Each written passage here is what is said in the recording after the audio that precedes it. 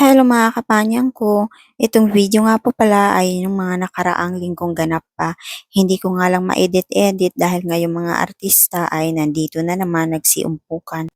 Nabawasan ko na naman pala yung budget ng pamalengke namin ng 150 dahil bumili ako ng isdang gulyasan bang tawag dyan.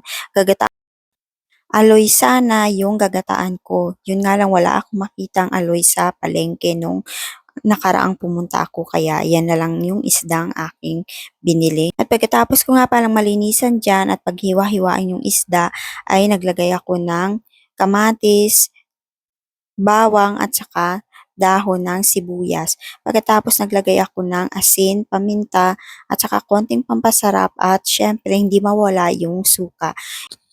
Papaksiwin ko muna pala yan bago ko siya gagataan.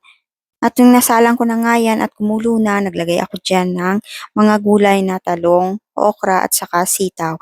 Pero bago ko nga pala sinalang yan mga kapanyang ko ay naglagay ako ng mantika.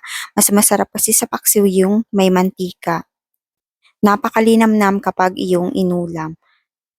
Ang dami kong nakatambak na video dito, hindi ko nga lang talaga magawang i-edit dahil nga sa sobrang busy mga kapanyang ko. Hindi ko alam, tapos na ako maglinis pero bakit parang bumabalik ako sa simula. Ilang beses na pala akong nagpaalam na magpapalipat kaso nga lang hindi ako pinapayagan. Ganito kasi sa Taiwan mga kapanyang ko kapag ayaw ng agency mo or ng amo mo na ilipat ka, wala ka talagang magagawa kundi hintayin mo matapos ang kontrata mo saka ka magiging malaya.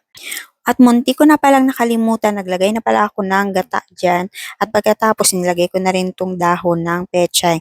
Naparami nga yung pagkalagay ko ng tubig kaya kako ay papatuyo-tuyuan ko siya saka ko hahanguin. At fast forward po tayo, natuyuan po yan at napakasarap. Hindi ko na nga lang nagawang ipakita dahil bumaba na yung mga artista.